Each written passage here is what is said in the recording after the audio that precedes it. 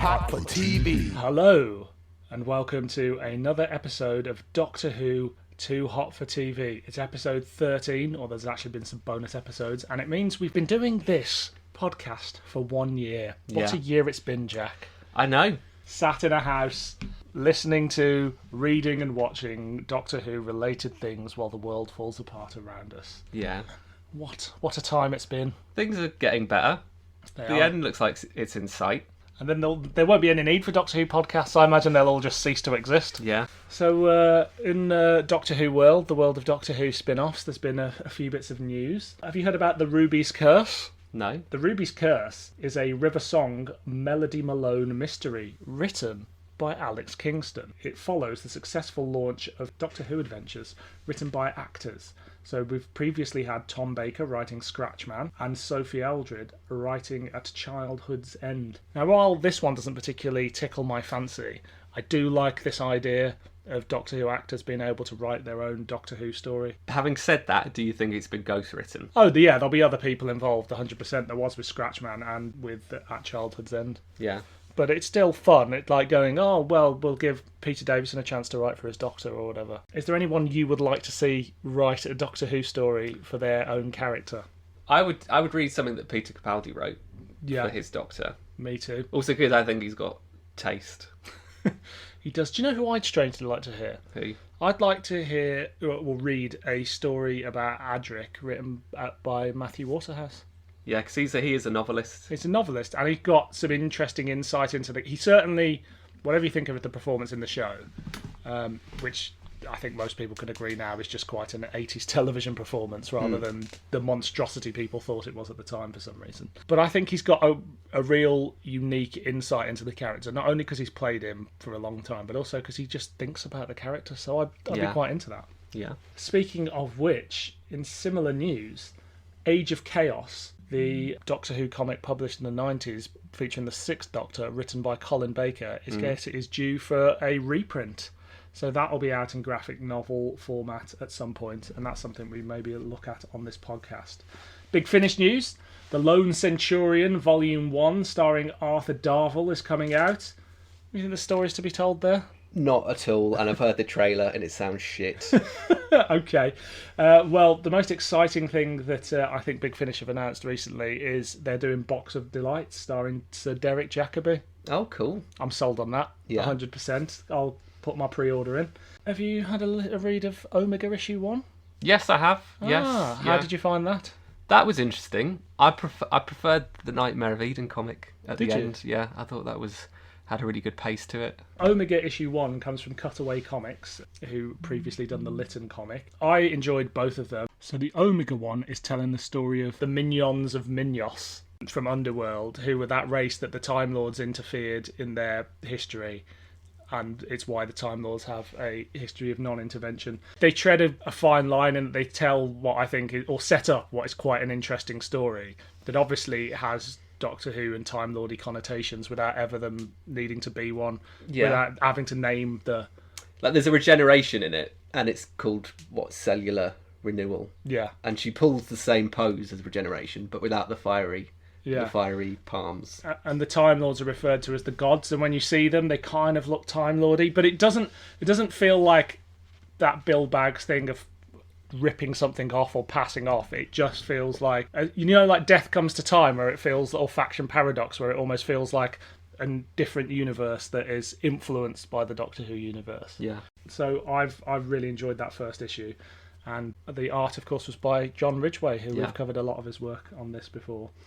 But you were a fan of... There's a backup strip which is based on Nightmare of Eden. It's just like how would you describe it? It's like a convent on this jungle planet under attack by mandrills. And if that isn't going to make you part with your money, nothing will. Yeah. But also it's full of there's also drug runners on the planet there to snort up some alien beasts. That's the premise, isn't it? That you just grind up these animals to make some cocaine. That is the premise. I cannot lie. Too hot for TV. So Jack, this is the 1 year anniversary of Doctor Who Too Hot for TV. Oh, I didn't get you anything. Well, I did. our wonderful, wonderful surprise guest who isn't a surprise because we announced it last month. Yeah. We've only invited our bloody sister, Maisie Violet Rees, to the podcast. Maisie, welcome. Thank you for sharing this beautiful and special moment with me. We knew we wanted to share it with somebody very special, and who else but the biggest Doctor Who fan in the world, Maisie. I'm hardcore, hun. You are a hardcore hun. Yeah. So, I would like to know, Maisie, before we get into these two exciting adventures, what was it like growing up with two brothers who are mad about Doctor Who? I mean, for most of the time, I pretended I didn't know you. I tried to not be associated with you in any way. Apart from meal times. Yeah, apart from dinner time. I mean, it was kooky. Say that. Made you different, which I probably didn't appreciate when I was a lot younger. But now I can see that it's shaped you both into the wonderful, creative weirdos that you are today. Well, that's really, really beautiful. Do you think, and you may not be able to remember this because you were like 3 or whatever, do you think there was a point in your life where you just thought, oh, this is normal, that's what brothers are into, and then all of a sudden you were like, oh, actually nobody else likes this fucking weird show? Yeah, I guess because I don't think anyone had heard of it. It wasn't like, oh yeah, like my brothers are really into football, because everyone knew what football was. It was We didn't. What's football? Yeah, you didn't. I mean, obviously, like became apparent that no one, apart from it, unless you were over the age of like 40 or 50, when we were kids, knew what Doctor Who was, because this was obviously before they started re-recording it again. Re-recording it? Oh, whatever. Got the new Doctors, you know what I mean? I feel like in our family, you're kind of like either all or nothing. You're either completely obsessed about something or you're just not interested whatsoever. Where do you stand on that front with Doctor Who? I mean, I'm kind of further down the scale than you guys, down the spectrum than you two. I can appreciate it. I definitely have a love for it. It's taught me a lot. It gave me my first crush, Andrek. Who was that? What was his name? Adrek. Adric. Really fancied him. I mean, I think I can appreciate it now as an older lady. An older lady. Older lady than I did before. And you're expecting a baby who you're going to call Adric, that's right, isn't it? I am, yes. I am. Little baby Adrek. Well, it's a girl, so Nissa, Tegan. I quite like Tegan. That name's Yeah. like popular now. No, I Yeah. did actually like Ace if it was a boy, but it's not, it's a girl. So But Ace was a girl in Doctor Who. yeah, but I would have Ace for a boy. She was a tomboy. Give me some of your, if any, childhood memories, things that stand out about Doctor Who. I want to know how clear bits of it are in your mind. Oh my god. Did anything scare you? Yeah, shitloads of stuff. Like it's obviously like Doctor Who has, despite the fact that I was watching something that was like 30, 40 years old, it would still petrify me the same as it would for the generations that watched it when it was like fresh on the TV. So I loved, one of the most petrifying things I've ever seen is the Autons. Yeah. And that was like in, I don't know, I guess in like some of the first, I don't know if it was with I don't know. With John Pertwee. So I feel like that is petrifying. And that even like, I mean, mannequins are creepy anyway, but that would have been like, that's something that's just always stayed with me. Isn't that odd that you've ended up working with a lot of shop windows? Yes, it is. Do you think you were influenced by the Autons? I think so. I think that episode in particular has shaped my career to what it is today. Maybe you want to tell the people what you actually do, so they don't just think you've got a house full of dummies. What do? I am kind of like a window dresser / stylist / interior designer. Do lots of bits and bobs. Got my fingers in lots of pies, creative pies. Not in mannequins. I don't have my fingers in any mannequins. So. What else are my favourites? I loved John Pertwee. I loved Tom Baker. I loved that episode. There was a Tom Baker one, and they're in space, and there's like the space slug, and it goes on the man's neck. What That's Revenge of the Cybermen. Yeah. Oh, I loved that. I never felt too scared of the Cybermen. I remember being petrified of the Daleks, especially when they began to hover upstairs. That was like, fuck, they're like the next level now. Yes, yeah, it was a whole other They're still floor. going to come after you. You were quite scared by the Curse of Fenric, weren't you? Oh my God, Curse of Fenric. Love that episode. That was petrifying because obviously the sea in itself is scary. And that scene with the two girls coming out of it and their long fingernails and they're all like, you know, like they've been down in the bottom of the ocean for ages. And then there's loads, they're in like an RAF base or something, aren't they? Yeah. And they're all like trying to get through the door. I remember that being petrifying to watch. It was. It still is. It is, yeah. These are the sort of episodes that I'd really quite like to watch back, as I'm sure I'd like watch them back with fondness, like I do like my favourite horror films. Yeah. They're obviously clearly very poorly made looking back now. How dare you? I know, yeah, sorry. But that's what makes them great, I guess. So we used to go to Doctor Who conventions. What do you think happened there? You know what? I don't know. It's weird because like back when I was a kid, I didn't think anything of it. You were just obviously gone for most of the day. You'd come back and I wouldn't ask you where you've been all day, but you'd come back buzzing because you obviously had the time of your lives. But looking back, I like to imagine that you were both definitely the youngest two people in the entire. Yeah. There were barely any children. Yes, because obviously back yeah. then, I don't think there wasn't obviously many young fans, which I think probably like was a good thing for you guys because that probably I imagine that got you noticed every time you went. You were those two boys are back again. Did the doctors recognise you as well and like the actors? Yeah. The guy that played the Master recognised me. Like a year later, he made an announcement asking if I was there because he was just like, I met this really nice young man last year dressed as the Doctor. He was concerned about your welfare, was he? Yeah. Yeah, I imagine. Well, I can't imagine. Like looking, I've never really been to a convention. I don't think, but I've seen clips of things that like Comic Con and stuff like that. So I imagine it's just you guys walking around with Dad and Nigel, and there being like talks on, and you're going to like different tables that are selling like memorabilia. And there'd be like a couple of special guests. Is that just what it was? Yeah, it was like that. But imagine those massive Comic Cons, but in a tiny hotel in Coventry. Right, of course, yes. We've also learned that all of the panels from a lot of these conventions were recorded, but it's that like there's no trace of them online, and apparently if they do get posted, they get removed. And so we're quite suspicious that a lot of the actors would turn up and be interviewed on stage, and either they'd be a bit drunk or they would say something that you can't say now, and this is why you can't find the footage. I bet they didn't get paid and they were just abusing the free bar in the Coventry holidaying because that's too hot for TV. So today we're looking at two Sarah Jane adventures.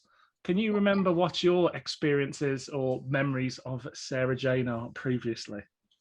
I mean, she wasn't my fave companion. Why not? Because I think she wasn't as like edgy. It wasn't her background. Like I know it is in like the spin-offs. She was a writer. She was with who she was with Tom Baker, and was she with anyone else? John Pertwee. I mean, my favourite companion was probably Ace, and obviously her and Sarah Jane are very different. Yeah. I just couldn't find any common ground with her. Yeah. Really. How did you feel when the actress died? Because that was in the news. That was a big. I remember. I'm trying to remember when this Sarah Jane Adventures, is that what it's called? Yeah.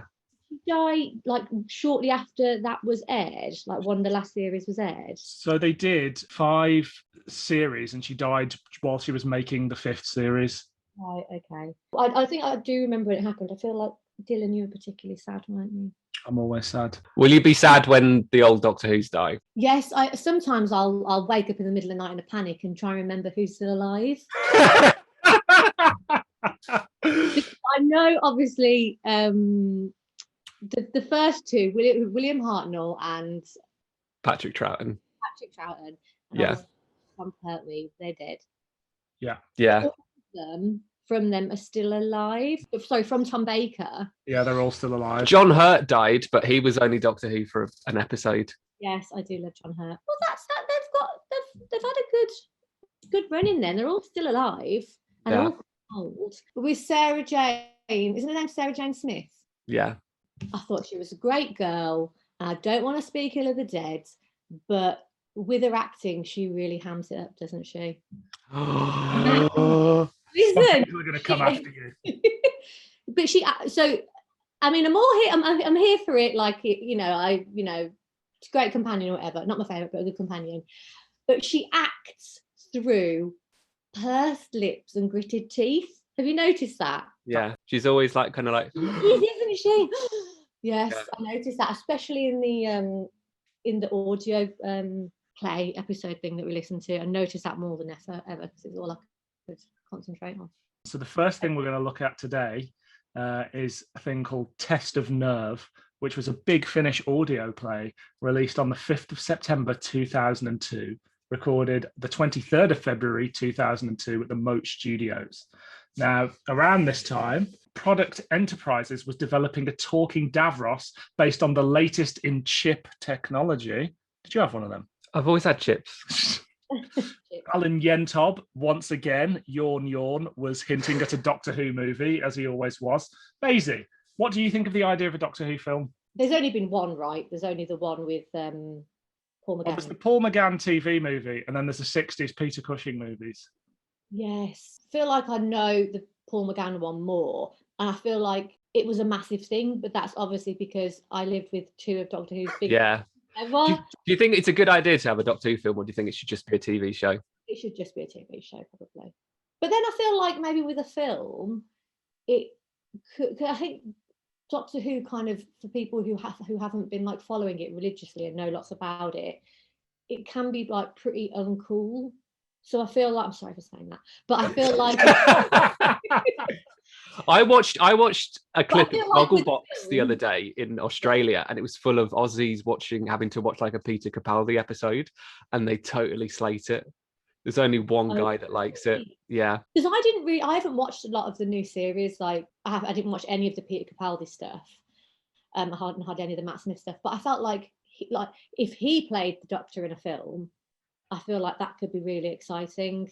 And I feel like maybe with a film, they'd be able to kind of, I don't know, introduce lots of, I don't know, different things that might attract different audiences. I think they'd have like a wider scope to like really play around with it.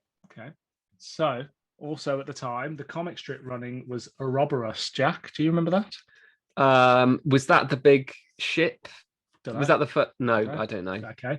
Other stories released at the time on audio were Neverland, which we'll be covering in a future episode. Books out were History 101, an 8th Doctor book by Mags L. Halliday, and a 5th Doctor book called Combat Rock by Mike Lewis. Did you read any of them? No. And then The Enemy of the World was out on audio CD.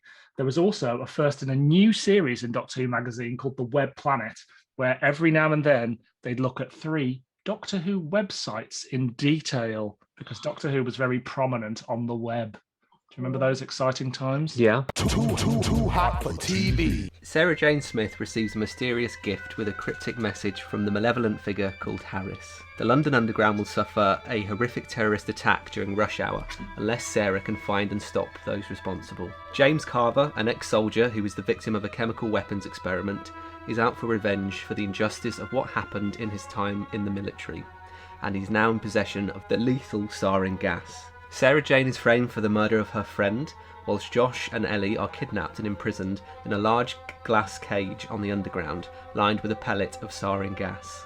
When Harris steals Nat's wheelchair and traps her in a building with a bomb, Sarah Jane is given a choice: either save London from Harris killing thousands of commuters, or save Nat. Sarah Jane chooses to stop Carver, who hands over the gas and throws himself under the next tube train. Nat understands Sarah Jane's decision, but she does not know whether she can forgive her. Too hot for TV. So Maisie, were you aware that Doctor Who and Doctor Who spin-offs existed in audio form? Yes. That is my answer.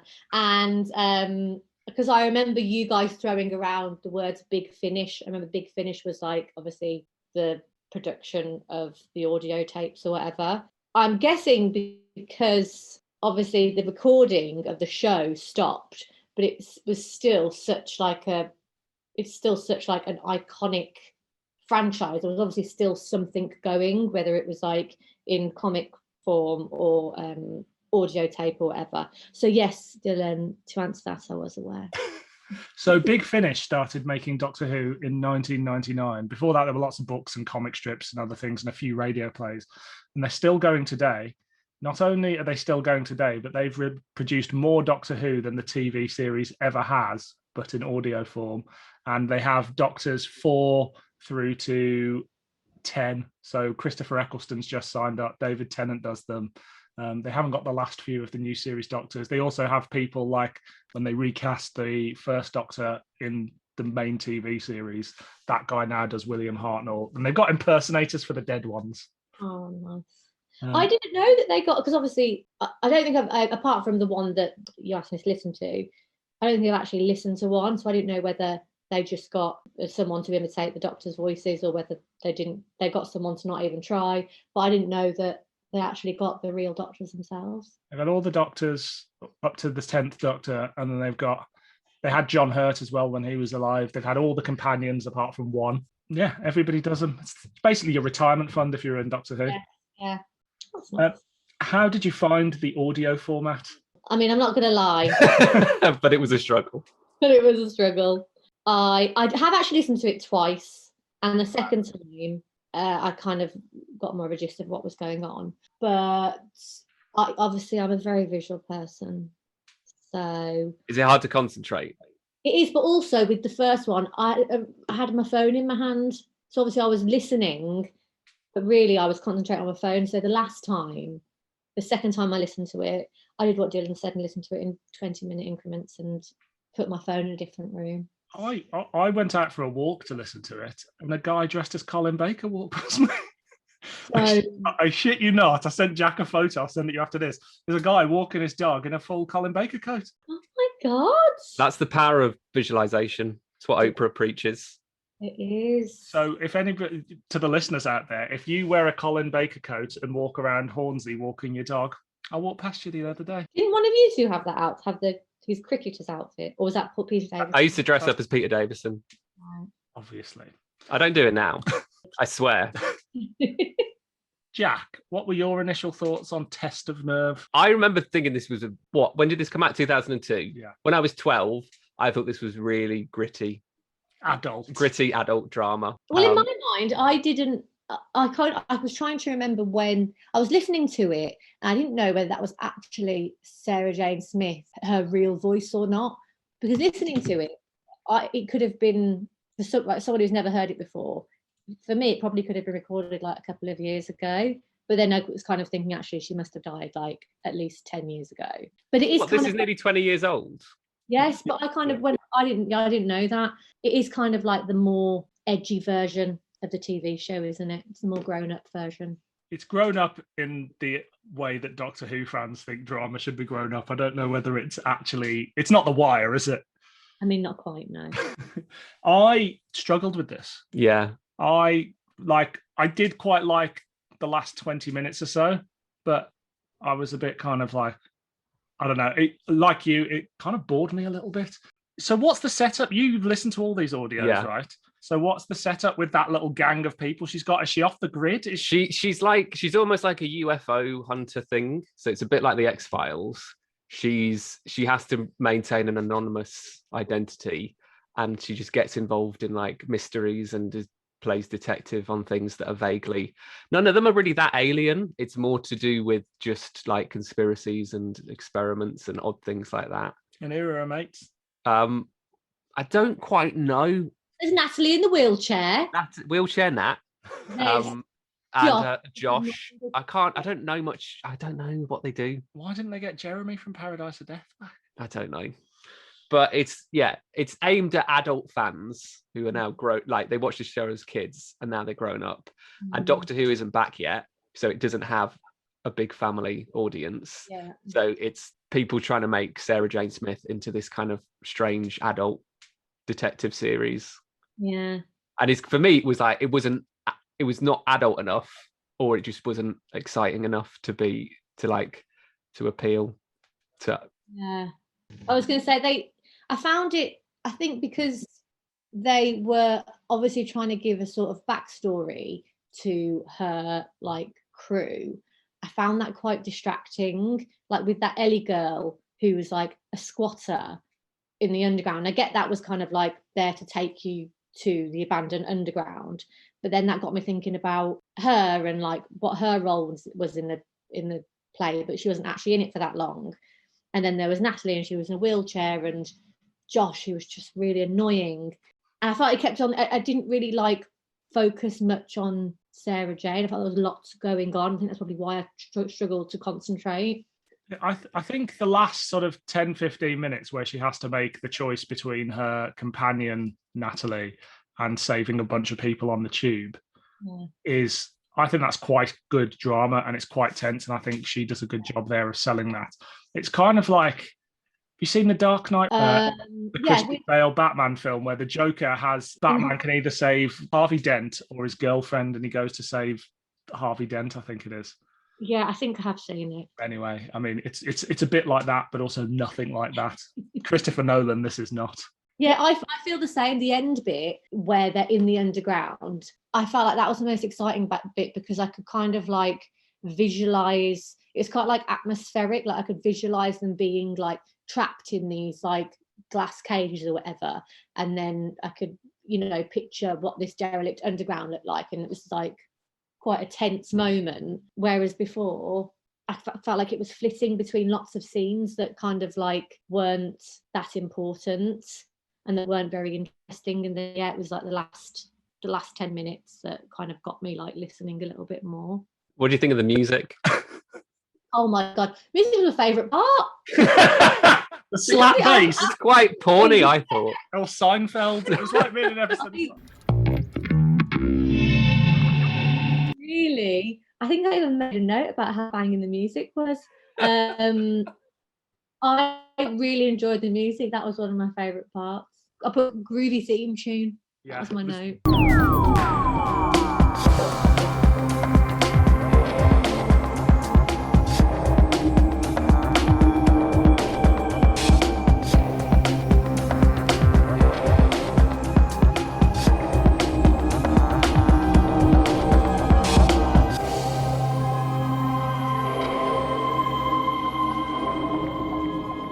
Very 90s, the theme tune, and indeed the slap bass.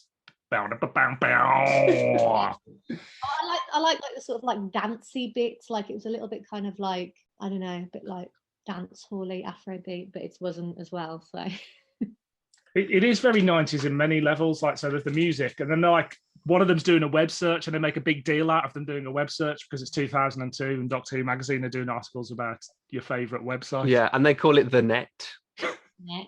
That's going to come back soon, I reckon. People are going to start calling it the net. Yeah. Was that Claudia woman? Is she a reoccurring character? This is your series, Jack. I don't know. It's been 20 years.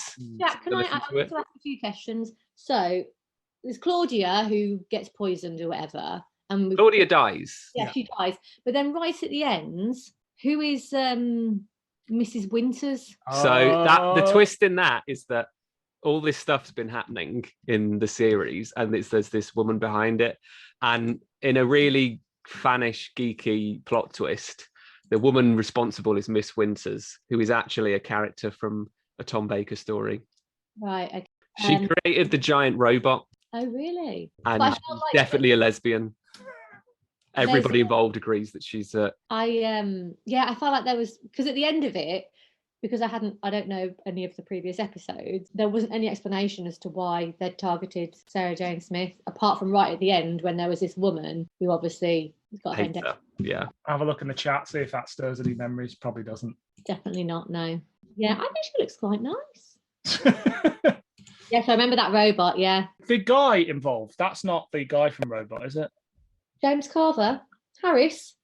Good research, mate. No, it's not. No. So, should we talk a little bit about the cast? So you've got Sarah Jane Smith as Elizabeth Sladen. Maisie, you've said you've got some reservations about her performance. Is that right? Who's Sarah Jane Smith? Yeah. Yeah, she just overdoes it. I mean, she acts through, like what I said, pursed lips, gritted teeth, and she's always like everything's like a matter of life or death, which it probably is because she's trying to save the world. I think I just struggled with this audio one. I did enjoy the actual series. Okay, well, we'll get to that momentarily. Jack, what did you think of Sarah Jane in this? I thought she was the best actor. I'm used to her, so that's just what Sarah Jane's like. So yeah, I think that's how she performs it. And she was a lot better than fucking Nat. Yeah, Nat in the wheelchair was not a good actress.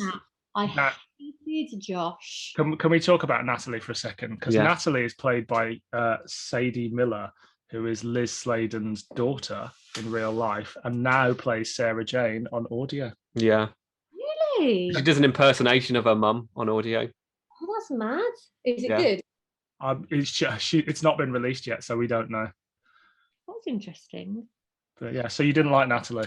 No, I liked her predicament. Yeah, but I didn't think she was a good actress. Josh, I liked. I know you found him annoying, Maze, but that actor was in loads of Big Finish stories, and I just like the sound of his voice because it makes me nostalgic for being 12 and buying a shitload of CDs. Because he was like a regular across all of the different series. Does he sound like that in all of them? Exactly. So Harris is played by Robin Bauman, who is Lisa Bauman's brother. Okay. He's your favourite? He was my favourite. He's a proper nasty bastard. And I was hooked from the moment he was being bad. Claudia was played by Caroline Burns-Cook, who's been in loads of Big Finish and the Magic Bullet Faction Paradox range, and also has a modest IMDb of film appearances. Ellie Martin is played by Juliet Warner, who's done a few Big Finishes. And then D.I. Morris is Mark Donovan, who did lots of Big Finish and lots of BBV, playing the salesman in Do You Have a License to Save This Planet? But he's also someone, if you look on his IMDb, who may have been a little bit typecast. He's got quite a big CV, but so for instance, in The World's End, he plays Big Ugly Bastard. In Les Miserables, he plays Portly Customer. In Bruges, he plays Overweight Man. In Shaun of the Dead, he plays Hulking Zombie. So he's certainly somebody who has basically been typecast as the fat guy. Playing to his strengths, being a fat. James Carver is played by Roy Skelton. Do you know who Roy Skelton is, Maisie? No. Roy Skelton was one of the original Daleks. Was he? Not only that, he was the voice of Zippy. No. Yeah, Zippy from Rainbow. So if you played the voice of an original Dalek, was your voice changed, or did you actually make that sound? No, they put on a voice, but then they do it through what's called a ring modulator. And I feel like in the Chase they don't have the modulation. They have it on really low. Under the Invasion, but on some of the other ones. So he played the Daleks in... Is the guy who's reading the news the same voice as James Carver? No, that's Alistair Locke, who does the music. Oh, I thought they were the same person. So Roy Skelton did the Daleks from Patrick Troughton through to Remembrance of the Daleks, the Sylvester McCoy one, and then also the Children in Need, Curse of the Fatal Death. And he also did the original Cybermen in the first few. He did the Crotons. He is just your go-to robot voice guy. Well, great job. Yeah. This is his last appearance in anything Doctor Who related before his death. No. So at least he went out on a high. Didn't he? God bless him. I hope it wasn't that brain tumour that he had in the show. I'm really surprised how much you took in from this story. Yeah, I really am. I listened to the last part of this morning. That's why it's still fresh in my mind. Do you remember James Carver? Because it sounds like the drink. Yeah, and I'm really thirsty. Does it feel like Doctor Who? No.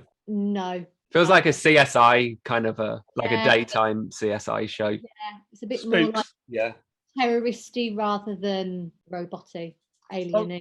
In the year of our Lord 2021, where the biggest threat to life on the planet is a global pandemic, terrorism seems like an outdated threat, doesn't it? Yes, yeah. Yes. Suddenly seems very early noughties. Mm. Maisie, would you listen to another one of these?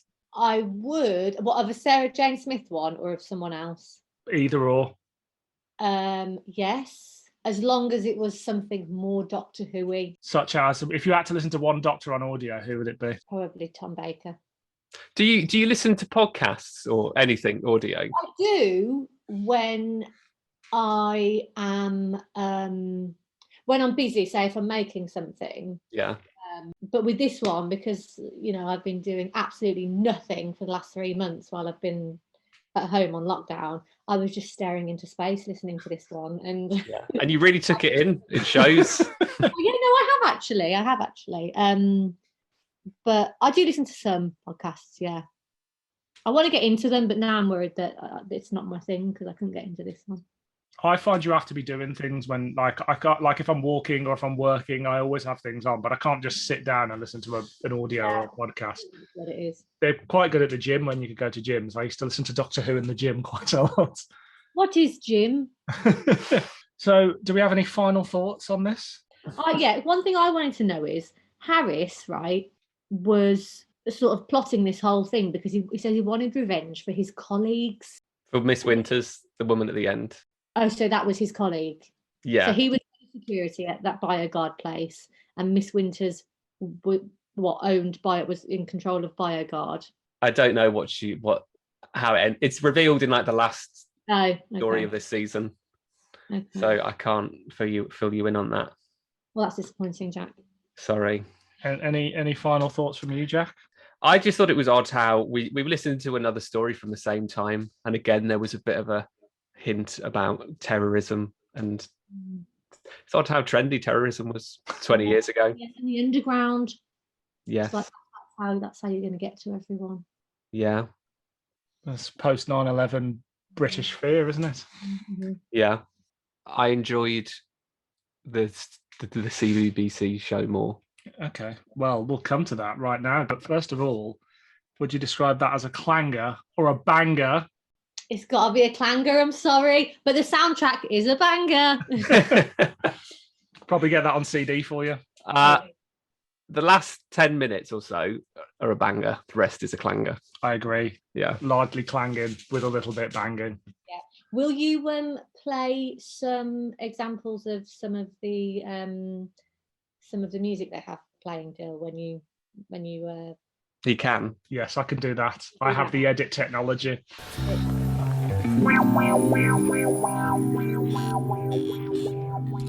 With this episode, I wanted to trial a new feature. Okay. I haven't had anything to drink, so I feel a bit self-conscious doing it. But we're trialing a new feature called Jack's Mystery Guest. Okay. So now it is time for Jack's Mystery Guest. This is very exciting. After obtaining on eBay a copy of the 1986 London telephone directory and a full working vintage landline, all for a bargain of £1,200, we here at Too Hot for TV now have the power to call back in time and contact a host of cast and crew from across the history of Doctor Who. My name is Jack, and today my mystery guest is none other than the writer of 1985's Attack of the Cybermen, Paula Moore.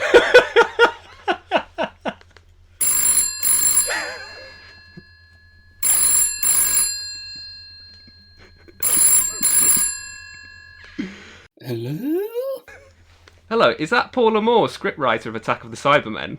I am the very same. We're thrilled to have you on the podcast. Can you tell us, how did you get into writing in the first place? What inspired you to get into that career? I have only ever been motivated by two things in life, my dear boys. The first is to sanctify the teachings of Jesus Christ and the Church of Latter-day Saints. And the second is to rectify continuity mistakes in the works of Kit Pitler and Jerry Davies. Can you tell us, what other shows did you write for besides Doctor Who? I wrote a few episodes of Z-Cars, a few episodes of Gangsters, but my missionary work in Africa took over. Well, That's great to hear from you, Paula. Thanks again for being our mystery guest. All the best with your work in the Cameroon. Goodbye, I'm real. You motherfucker. So that's just a pilot for Okay. a potential future feature. I can't wait to see where that goes. That certainly was too hot for TV. Also, if you have any opinions on whether we should continue with that, please send a stamped address envelope to PO Box 277. Who gives a fuck? So next up, it's the Sarah Jane Adventures, The Enemy of the Bane. This was broadcast 1st of December and 8th of December 2008, written by Phil Ford and directed by Graeme Harper. News at the time, David Tennant was leaving Doctor Who after what was possibly the most successful reign of a new Doctor. The BBC were making available online documents surrounding the genesis of the show, including handwritten letters and memos that circulated through the BBC. Exciting. Paul McGann was beginning his third radio series of stories broadcast on Saturdays with Sheridan Smith as Lucy Miller. The comic strip running was Think Twice with the 10th Doctor. The first series of the Sarah Jane Adventures was out on DVD. Big Finish releases were The Seven Keys to Doomsday and Time Reef, starring the 5th Doctor, and the Companion Chronicles Empathy Games. Heard any of them? No. Doesn't matter. Too hot for TV. When Rani's mom Geeta is kidnapped, Sarah Jane and the gang are led back to the Bubble Shop factory where they encounter Mrs. Wormwood, the Bane mother and creator of Sarah Jane's son, Luke. Wormwood asks Sarah Jane for help as she is now on the run from the Bane. The Bane attack them and they all flee to Bannerman Road, where Mr. Smith puts Wormwood in a containment field, where she tells them that an ancient immortal, Horath, tried to take over the galaxy but was defeated 3,000 years ago. Horath's enemies separated his body and consciousness and placed them at opposite ends of the galaxy. The Bane have the consciousness and she is trying to find the body, which is on Earth. A scroll kept in the Unit Black archives is the key to the whereabouts of Horath, so Sarah Jane visits her old friend Sir Alistair Gordon Lethbridge Stewart, who sneaks Sarah Jane into the Black Archive, where they acquire the scroll and are attacked by Unit troops. Meanwhile, Bannerman Road is attacked by the Bane, so Luke releases Wormwood. The two in turn are rescued from the Bane by Wormwood's agent, the Sontaran Commander Carr. As everyone is reunited, they hide in Geeta's flower shop from both the Bane and Unit troops. Wormwood and Carr take the scroll from Sarah Jane, and Luke offers to go with Wormwood if she doesn't hurt Sarah Jane or his friends. When Wormwood uses the scroll to find Horath's body, it is revealed that it is not a grave but a portal. Wormwood double-crosses Carr and offers Luke the chance to rule with her as her son, but Sarah Jane arrives and Luke joins her. Carr pushes Wormwood into the portal and falls in with her, trapping them in another dimension. Too hot for TV. So amazing. Did you watch any Doctor Who when it came back? Yes, because I was pretty psyched from what I can remember. So who was the first Doctor? So we had David Tennant was the don't tell me. What's his face? Northern guy with the big ears. Yes. John Lennon. No. What's his name? You can tell me. I can't Christopher Eccleston. Yeah. Christopher Eccleston. I remember really enjoying his time on the show because I felt like it was quite edgy, and I guess as it was just like a brand new person playing the Doctor, and it was like brought it into like the 2000s. And he's quite intense as an actor. I know like everyone who plays a Doctor is intense, but he was less, from what I can remember, he was a lot less kind of like jokey and humorous. He was quite intense. Is that right? Would you agree with that? Yeah. So I really enjoyed him. I watched some of the David Tennant, and I feel like I stopped at that point. And did you see when Sarah Jane came back in the new series? I don't think I did. Well, I think we should share screen and watch a little clip of that now, Go on. just so we can remember what it was like.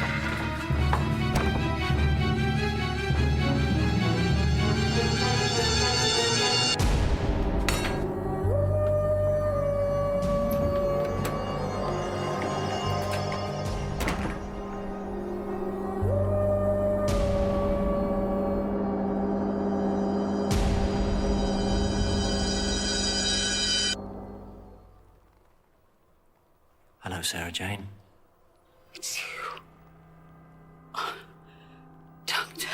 Oh my God, it's you, isn't it? You've regenerated. Yeah, half a dozen times since we last met. You look incredible. So do you. I got old. What are you doing here? Wow. UFO sighting, school gets record results, I couldn't resist. What about you? Same. I thought you died. I waited for you. You didn't come back, and I thought you must have died. I lived. Everyone else died. What do you mean? Everyone died, Sarah. Can't believe it's you. Okay. Now I can. That was nice. So I didn't remember David Tennant putting on a British accent did to you play not? that role. No. You did, as you can see. Now, Jack. Hello. Do you remember when it was rumored that Sarah Jane was coming back, and everyone was like, "They won't do that. They're not. Yeah. They're not going to link it to the old series like that." But it was quite an upfront statement. It was the second episode of the second series, and third episode of the second series, and you just had K9 as he was in the original series, and Sarah Jane back. Yeah. Good times. It's intense. It was almost Rightly so. I think they should. I think that was like a good move to kind of pay homage to the previous series. Because what happened, it was the first ever Christmas special, introduced David Tennant. That was his first ever story. And at the end of that, there was a trailer for the next series. And in that, they showed clips of Sarah Jane, K9, and Cybermen. Everyone lost their minds. We did. Oh, good. I think it's owed to the fans who have been following it from the beginning. Too fucking right. she's one of us, one of us, one of us. And it was exciting for me as well because it had people like Billie Piper in it, and I'd followed her ever since I was a kid with her like music career and whatnot. Because you It's want like to. worlds colliding. It was. Were you aware that Sarah Jane got a spin-off show? Yeah, I remember it. So it would have ran for a lot longer had she not died, probably. But it did feature, it featured quite a lot of Doctor Who stuff. So K9 was in it quite a lot. The Sontarans were in it quite a lot. The Slitheen. Both the 10th and the 11th Doctors show up. And also Joe Grant showed up. American one. No, Joe Grant was John Pertwee's companion. Yes, that's it. And had it continued, there would have been a Christmas special where the ghost of Christmas past was played by an aged Tom Baker, and an episode with Ace, and they would have shot new flashback material of Ace and the Seventh Doctor together. Hang on, who was the Seventh Doctor? Sylvester McCoy. Sylvester McCoy. That would have been amazing. But it didn't happen, unfortunately. Did you watch much of this, Jack? Yes, I was really into it. They had some good stories. It's quite odd because at the time I thought this just looked exactly the same as the TV show, but obviously now it looks actually quite a lot cheaper. I mean, watching that, and indeed that clip of School Reunion we've just watched. Yeah. Actually, television does date very quickly. Yeah. And even the new series looks quite old now. Yeah. I didn't see much of it at the time. I think I saw the first series in full and was just like, this isn't really for me. It is a kids' show, and I say that as someone obsessed with Doctor Who. I was going to say, did you still not watch every single episode, Dylan? No, I didn't. It was very, very odd. But I think we should cut straight to the big thing, the Brigadier. Oh my God, I was shook when I saw him. He looks old AF. I'm guessing he's dead now. Is he dead now? He is dead. Yeah, I thought so. Yeah, he looks old. That was a shock to me, considering the last time I saw him on screen, he was probably about 40 years old. Well, such is the passage of time. But wasn't it lovely to see him back? It was a great little cameo from him. Sir Alistair. Yeah. In my memory, I could have sworn that him and the Sontaran had a showdown, but it wasn't in the episode. You would think. And you think that's what they would do? I mean, he died a couple of years after this. So I don't know whether he was too frail to kind of do the more sort of actiony stuff. But what they do in the show is that Matt Smith tries to ring up the Brigadier to go and visit him, and like it's in a nursing home. Well, and I was going to bring these up as well. So I've got some more clips. Oh, because I need to show you the two fates of the Brigadier in Doctor Who. Right. Should we call this episode the Maisie years? So this is how the main show dealt with the passing of the Brigadier. I've been running all my life. Why should I stop? Because now you know what's at stake, why your life must end. Not today. What's the point in delaying? How long have you delayed already? Been knocking about, bit of a farewell tour. Things to do, people to see. There's always more. I can invent a new colour, save the dodo, join the Beatles. Hello, it's me. Get him. Tell him we're going out, and it's all on me except for the money and the driving. I have got a time machine, Dorian. It's all still going on. For me, it never stops. Liz the First is still waiting in a glade to elope with me. I could help Rose Tyler with her homework. I could go on all Jack's stag parties in one night. Time catches up with us all, Doctor. Well, it has never laid a glove on me. Hello. Doctor, I'm so sorry. We didn't know how to contact you. I'm afraid Brigadier Lethbridge Stewart passed away a few months ago. Doctor? Yes. He was very peaceful. Talked a lot about you, if that's any comfort. Always made us pour an extra brandy, in case you came round one of these days. Doctor, what's wrong? Nothing. Well, there you go. So that's a lovely little tribute there, isn't it? Lovely. So, but that's not the last time that the new series Oh God. honours the Brigadier. So I don't know whether you know this, Maisie, but the Brigadier's the Brigadier's daughter is a character in the new series of Doctor Who. Right. And her name is Kate Lethbridge Stewart. And there's an episode she appears in where the Master turns all the dead of Earth into Cybermen. Mm. She's alive. She can't be here. She is. She fell out of a plane. Cyberman must have caught her. Doctor, she's talking about her dad.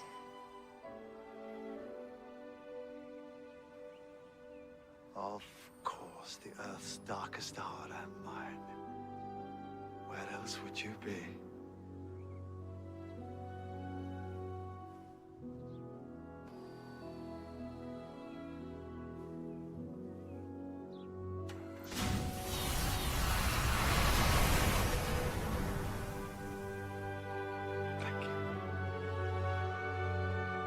It's only bloody Cyberbrig. Cyberbrig. Yeah, that was a really random twist. That's a really random plot twist in anything. That really was. And obviously, we were hoping for our own spin-off that went like this. Cyberbrig in color.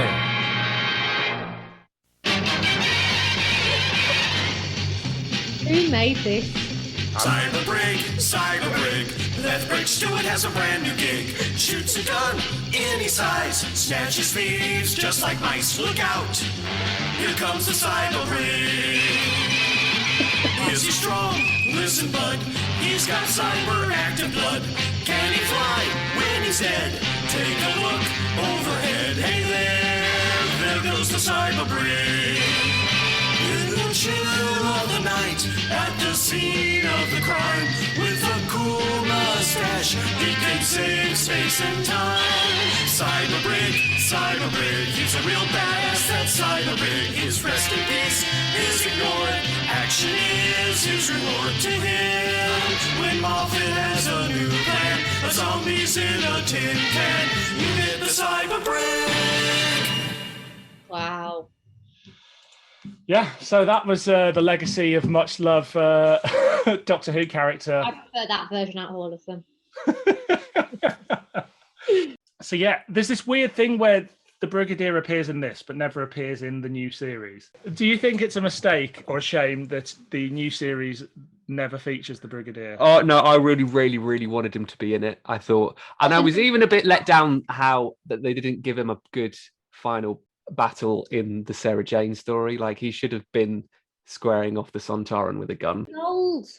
I know, but Tom Baker was pretty ancient when he turned up. Yeah, but he only shows up for a scene. So I think watching this, you can tell he's very old, obviously. But do you know how he just kind of disappears for that final battle? Yeah. And I think that's because he can't go on location because he's too ill, or can't, maybe it's a long walk over the grass or whatever. I mean, he is just very, very old, unfortunately. So it's kind of a boosted up cameo. Originally, he wasn't even supposed to be in the episode. It was Martha, the 10th Doctor's companion, but she couldn't do it because she got a job on Law and Order. So they were like, let's bring the Brigadier in, which is great. So I don't know whether it's a fitting send-off for him, but it's just nice to see him again, isn't it? Lovely to see him. Yeah. He feels like our third granddad. Yes, he does, doesn't he? He did have a good send-off in the old series. Like, he was retired and had a wife in his last story with Sylvester McCoy. So that was pretty good. And in that, he ended up shooting a big demon man in the chest. And he was supposed to die in that, but they changed it at the last moment. Because no one wants to kill the Brigadier. No. He was supposed to die a couple of times, but it just never happened. But it's not all about the Brig. This is about Sarah Jane. So how do you find this setup here with she's got these kids around her, she's got a supercomputer in the attic. Mr. Smith. Mr. Smith, yeah, voiced by comedian Alexander Armstrong. The voice of Pointless. Yes. Oh, was that him? Yep. I didn't figure that out. So what were your thoughts about this story? My thoughts on this story was that it was obviously very CBBC friendly. She's kind of this like mother. I was trying to work out the backstory. So she has adopted Luke, who was the spawn of a fizzy drink. Yes, yeah. There was an alien race trying to kill the human race with fizzy drinks, and so they made this kind of clone as a guinea pig, which is Luke. Yes, that's it. And she's obviously kind of like this motherly figure, and then there's this other woman, Wormwood. Yeah, Mrs. Wormwood. Mrs. Wormwood, who's technically his mom. Yes. And Sarah Jane Smith is pretty pissed off about that. Yeah, I mean, I enjoyed it. I enjoyed these 2 episodes more than the audio version. I feel like a 10-year-old me would have absolutely loved it. Did it feel like Goosebumps or something like that? Yeah, it felt Demon Headmaster. But Demon Headmastery, yeah. But then I did also like when the is it Sontaran? Yeah. Sontaran, yes. I enjoyed it when he came into it, because then that was a bit more kind of what I remember of Doctor Who. And also, sorry, with the Sontarans, have they always had a normal person voice? Yes. Yeah. A lot less scarier, I think. I think that's your memory cheating of just being scared of Sontarans when you were a kid, but they've always had those sort of voices. So Jack, the Sontaran here is a lot more like the classic series Sontaran than the kind of joke. They became quite jokey in the new series. Yeah, that's true. So it would actually quite shock me that they weren't played for like laughs or as an idiot, and I was a bit like, this is quite exciting. I enjoyed seeing a Sontaran get out of a car. I would have liked to have seen him in the car being driven around. It's quite fun. Me too.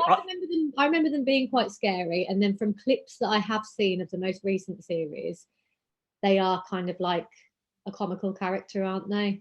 They have been. I mean, there's one in particular who was like a regular, who the Doctor kind of saves and forces to kind of become a good guy, who becomes kind of comic relief. And I think that's kind of, I was going to say sullied the legacy, but it's only a fucking, it's only a race of Doctor Who baddies. But I think that's kind of what they've become known as. It'll be interesting to see what this series does with them now. There's a new showrunner in charge. So we talked about the Sontaran, who also looks really fucking cool with his scar on his face. Let's talk about the rest of the cast. So what did you think, Maisie, of Sarah Jane's gang of kids? I mean, I can take them or leave them, to be honest with you. Did you prefer them to the last lot? No, I think they're kids, aren't they? So it's funny in like some of the scenes when they don't have any lines, and like Sarah Jane Smith and someone else is acting, but they're still on screen, they're like not really acting and they're just sort of like looking about. You say that, but you know, Clyde, who's one of the kids, Clyde. Yes. Do you know how old he was when he was playing that part? I tried to guess their age, and I thought that they're probably about 13. He was 52.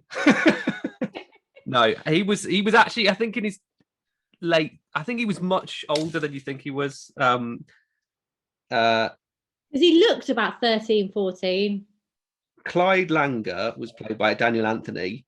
Daniel Anthony is 3 years older than me. So you do the maths. So when did this go out? 2008. How old were you then? I would have been 18. 18. So he would have been 18, 19, 20. He would have been 21. 21? Yeah. No. Yeah. Now they do that. They do quite often cast up for kids because there's working hour laws around kids. So kids over 16 can do a full working day on a film set, but anybody under that has to do that. So it wouldn't surprise me if they were all kind of a lot younger, a lot older than the parts they were playing. He was probably my favourite out of the three. Although his jokes don't really land, do they? Or maybe they don't land for me as a 37-year-old man in 2021.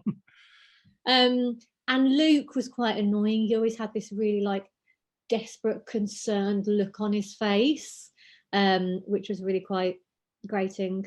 And they had some quite recognisable faces, like the girl's parents. Rani's parents. Yeah, Rani's parents. I've seen them in a load of stuff before. Is her mum in EastEnders? No, but her dad was a baddie in EastEnders. He was a real nasty piece of work. And obviously the woman who played Wormwood, she's been in tons of stuff. So there's lots of like familiar faces. I think people like the what's her name, Samantha Bond, who played Mrs. Wormwood. Like, I bet they love getting roles in shows like this because they can just ham it up and just be like kind of really over the top. And she is like a great generic baddie. Yeah. I mean, in a weird way, this is more like Doctor Who than the series running at the time. It feels like classic Doctor Who, like it's hammier. It's a bit more rushed. It's a bit more rough around the edges. It's really, I thought the exact same thing. It's really like campy. You know, she's got the ring that she like puts between her fingers and it like shoots at that thing. And I was just thinking, you're either hating every minute of this or you're just having the time of your life on this job. There's a point where they go, what happened? And they go, she discharged her ring. And if that isn't the end of the program, I don't know what is. There's also, I don't know whether it was on purpose, but there was also like a Star Wars kind of reference in it, where Wormwood turns around to Luke and she's like, "Luke, I am your mother." Yeah, you know yeah, that's true. I don't know if that was on purpose or not. So it was directed by Graeme Harper. Now, as I'm sure you don't know, Maisie, Graeme Harper is the only director of Doctor who directed both the classic series and the new series. And he directed quite a lot of this.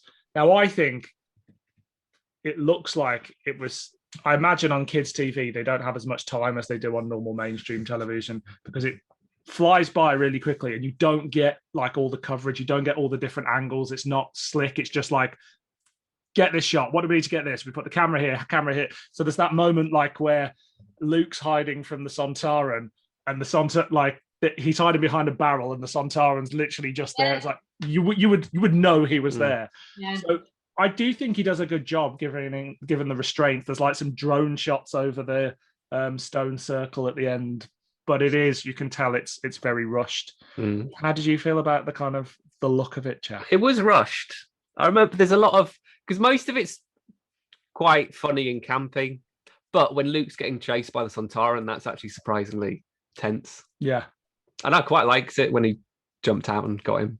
Yeah. I can't imagine there's a massive budget for this sort of thing either, because like the couple of locations they had were just like the fire exit of like an abandoned school or something, and then it was like a warehouse that, like, do you know what I mean? It was just all a bit samey. And then a field that they've clearly just put a load of fake stones on. I mean, the funniest bit is when they break into that secret archive. The Black Archive. The Black Archive. And then they're like, that sergeant guy goes, "What are you doing here, Brigadier? This is very secure." And they're like, "Oh, I'm just here to get some stories for my memoir." And he's like, "Okay, as long as you don't reveal any of our secrets." And it's like, is there writing a book all about everything he did? I think it's interesting. So that you won't know this either, Maisie, but the Black Archives it's the first appearance in Doctor Who, but it becomes a major plot point in the 50th anniversary. But by then, it's under the Tower of London. Yes, they moved it. Rather than like an abandoned warehouse in Wales. Because all these kids kept driving up to it and breaking in. Let's talk about that. Speaking of hammy actors, Major Cal Kilburn. He's intense. I really enjoyed him. I've put best actor is Major. I enjoyed all his scenes. He is so he's so camp and so hammy.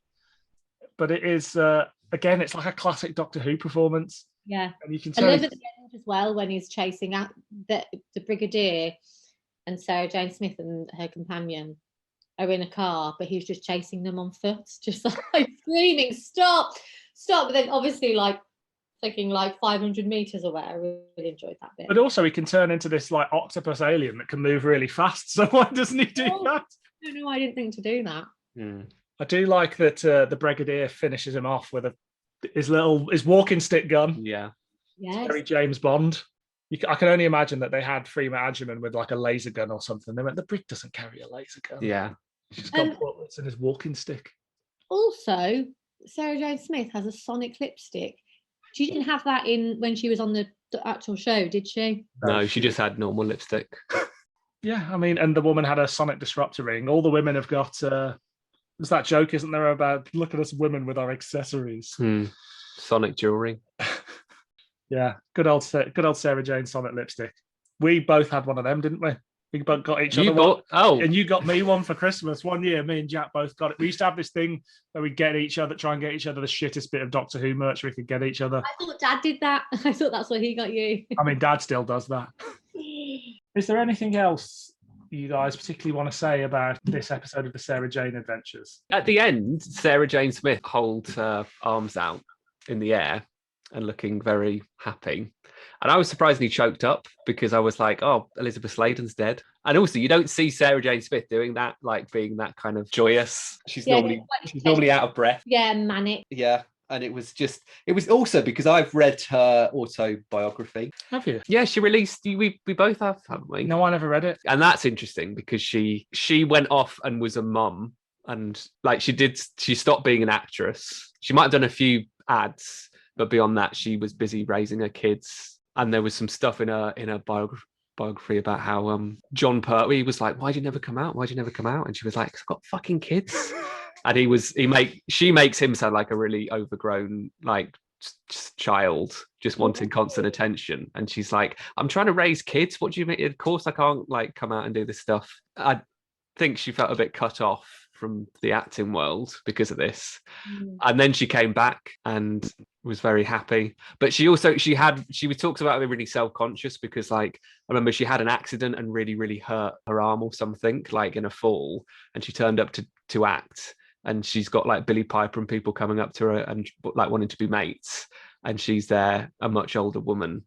And she said that sometimes she felt a bit short-tempered because she was either too tired or because she'd been in an accident or something. So it is interesting. But also Russell T Davies says that one of the highlights of his career was reviving Elizabeth Sladen's career. Because she is one of those people that has become... She was a hero to two generations of kids, but 30 years apart. So she was huge. She was in Doctor Who when it was at its most popular in the 70s. And then she's back in it for one episode, and then she does a couple more, and then she gets her own TV series. So it's this really nice story of somebody whose career gets a second chance. And there was a documentary made recently about her life, which is very interesting and quite sad. And they talk about when she died.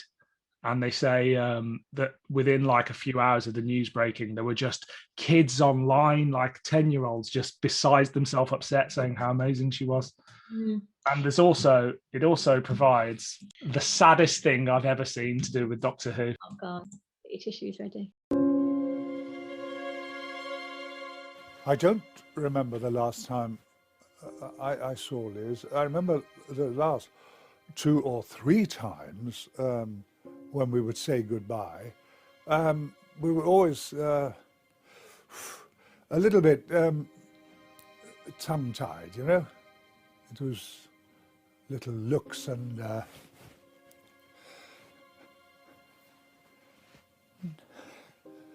nudges, you know? But I don't remember the last time I saw her. Poor us. Oh, bless him. Just in case lockdown's getting anyone down. It's nice. But I do think Doctor Who. I do think if that programme was still on, it would be the CBBC version was still on today, it'd be just as successful, because I feel, especially if there was it was like a middle ground between the sort of cast that's in the audio version and then like a more kind of current, cooler version of the companions that are in the CBBC one. If it was a bit kind of older, like teenager-y, because I feel like people want to see like especially like a woman fronting a show like this, and especially an older woman. I still think it's just as relevant now as it was back then. I think it still would have been like a massive success that'd be continuing on now. Well, Russell T Davies said, had it continued, obviously there was those stories we talked about earlier, but it was like Joe Grant would have been back every year, and every year we would have brought in another companion from the old series, and you would have just had them constantly churning it out with everybody until you'd seen them all again. Yeah. It is a shame, because if it was still going now, you could tell that, you know, The Guardian would be on it in a kind of interviewing Elizabeth Sladen, wanting to be, you know, female front runners of kids shows and positive role models. Yeah. Never mind. Is it a clanger or a banger? It's a fucking banger. Oh yeah. You're not saying anything else. Yeah, the last appearance of the brig. Yeah. I'm gonna say it's a banger. I know, Maisie, you said you weren't a huge Sarah Jane fan, but why do we think this character has endured for 30, 40 plus years? And in fact, you know, there's still somebody about to play her again now. I think because she's got brains. I think she's not just there to kind of fill the kind of like cute, kind of like eye candy companion role. I think there's like a lot of like substance to her, and she's intelligent, and she could like take on any of the Doctor's kind of enemies just as well as the Doctor could, whereas obviously a lot of the time the Doctor would find himself saving the companions rather than like them being by his side fighting them. I don't know, I feel like she's I think there is that she not only was she a strong woman in the 70s when, you know, not all women characters were presented like that, but also she was like an everyday person. Like, I know it's kind of that typical BBC kind of accent of like, you know, you don't show, because she's from Liverpool, you don't hear that in her, but it is this thing of, oh, she's a normal, feisty, powerful, independent woman in space. So everybody can use, she's a, as they do in the new series, the companions are figures you can relate to. And so she is that kind of identification figure for the audience. Yeah. What about you, Jack? Anything you want to add? You don't actually know much about her. She's a journalist and she's very proactive, but actually there's you don't really know much, like anything beyond that. So she's quite adaptable to any kind of story. Yeah. I think that's why it works. You learn more about her in the Sarah Jane adventures, don't you? I feel like they give her like a mom and a dad and things like that. And not that they're alive, but like there's various trips into the past and her past. Is there? I can't remember. Or maybe that was a story that was never... No, I think they did make a story where they go back in time. Yeah, there we go. Sarah Jane. God bless her soul. Indeed. So Maisie, how was your first foray into Doctor Who spin-off media? I've loved every minute. So thank you for getting me on. And yeah, I've loved it, despite the fact that I thought I was going to watch episodes of Doctor Who that I knew.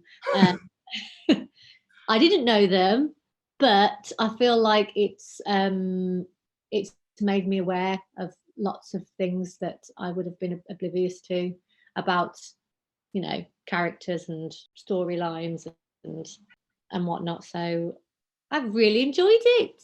Well, I'm glad. Maybe we'll get you back next year. You'll be too busy being a mom next year. I will be too busy. That mom life. Great. Well, thanks for coming on and joining us on the podcast. So, Jack, next time, the last few episodes, we've kind of done a mix and match of kind of different things, but none of them have been absolute outright bangers. Yeah. So we're going to try and do some classics, right? Yes. So the audio we're doing is the 8th Doctor one, Neverland. Yes. Which is like a big season finale. Yes. And what's the comic book? The comic strip is the Stockbridge Horror, starring Peter Davison. Peter Davison's in it. Yeah, his likenesses. A picture of Peter Davison's in it. Starring the 5th Doctor. Yes. So until next time, I've been Dylan. I've been Jack. And I've been Maisie. And we are and we are Doctor Who, Too Hot for TV.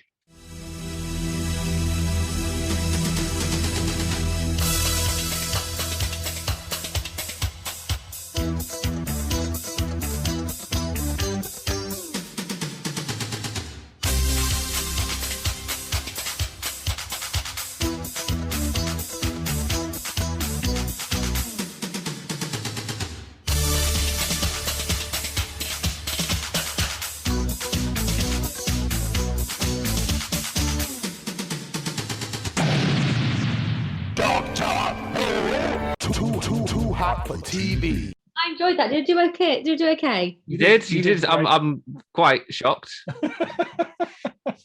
No disrespect. I enjoyed it. Well, do you know what? As much as it felt like homework, I really enjoyed it. It's given me something to do. Goody. It feels like homework to us every time. So, no. Listen, Jo Grant, was she the blonde one? Yeah. Why do I remember her being American? You thinking of Perry? Yes, I'm getting confused. She had short, dark hair. Yeah, I know who Perry is. I just thought Jo, because she was the one who got her tits out with the Dalek, wasn't she? Did. She's a naughty girl. The tits out of the Daleks is my favourite Doctor Who story. I always thought she was American, but obviously not. No, she was not.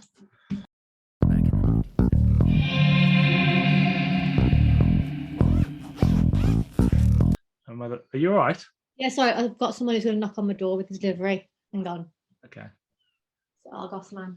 To Santarin.